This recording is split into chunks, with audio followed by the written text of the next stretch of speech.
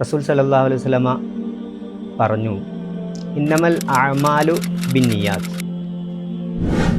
കർമ്മങ്ങൾ അവയുടെ ഉദ്ദേശശുദ്ധി അനുസരിച്ചിട്ടാണ്.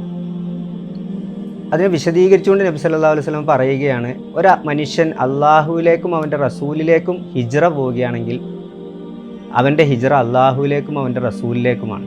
അതായത് അതിൻ്റെ പ്രതിഫലം അള്ളാഹുവിൽ നിന്ന് ലഭിക്കും. നേരെ മറിച്ച് ഒരു മനുഷ്യൻ ഒരു സ്ത്രീയെ വിവാഹം കഴിക്കുന്നതിന് വേണ്ടിയോ അല്ലെങ്കിൽ അവൻ്റെ ദുനിയാവിൻ്റെ ഏതെങ്കിലും കാര്യത്തിന് വേണ്ടി അത് ലക്ഷ്യം വെച്ചുകൊണ്ടാണ് ഹിജ്റ പോകുന്നതെങ്കിൽ, നിയ്യത്ത് ചെയ്തുകൊണ്ടാണ് ഹിജ്റ പോകുന്നതെങ്കിൽ അവന് അതാണ് ലഭിക്കുക. റബ്ബിൻ്റെ അടുക്കൽ നിന്നുള്ള പ്രതിഫലം അവന് ലഭിക്കുകയില്ല.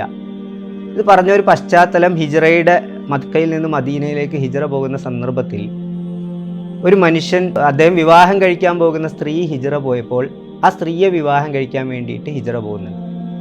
റസൂൽ സല്ലല്ലാഹു അലൈഹി വസല്ലം ആ മനുഷ്യനെ ഒന്നും പരാമർശിക്കാതെ പൊതുവായ രീതിയിൽ ഈ കാര്യം അവതരിപ്പിക്കണം. നമ്മുടെ കർമ്മങ്ങൾ ഇഖ്ലാസോടുകൂടി, ആത്മാർത്ഥതയോടുകൂടി ചെയ്യണമെന്നുണ്ടെങ്കിൽ നമ്മളെപ്പോഴും അള്ളാഹുവിൻ്റെ തൃപ്തിക്ക് വേണ്ടി, പൊരുത്തത്തിന് വേണ്ടി അത് ചെയ്യണം.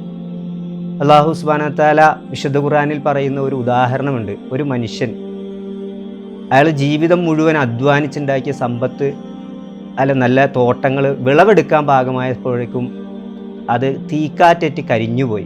മക്കൾ വളരെ ദുർബലരും പ്രായപൂർത്തി എത്താത്തവരാണ്. അങ്ങനെ ആ മനുഷ്യൻ്റെ കർമ്മങ്ങൾ മുഴുവൻ പാഴായിപ്പോയി. ഇതുപോലെയാണ് അള്ളാഹുവിൻ്റെ തൃപ്തി ആഗ്രഹിക്കാതെ കർമ്മങ്ങൾ ചെയ്യുന്നവർ പരലോകത്തെത്തിക്കഴിയുമ്പോൾ അവർക്ക് ഒന്നും തന്നെ ഉണ്ടാവുകയില്ല. നരകത്തിലേക്കായിരിക്കും അവരുടെ പോക്ക്. അള്ളാഹു നമ്മളെ അത്തരത്തിൽ കർമ്മങ്ങൾ പാഴായി പോകുന്നതിൽ നിന്ന് കാത്തുരക്ഷിച്ച് അനുഗ്രഹിക്കുമാറാകട്ടെ.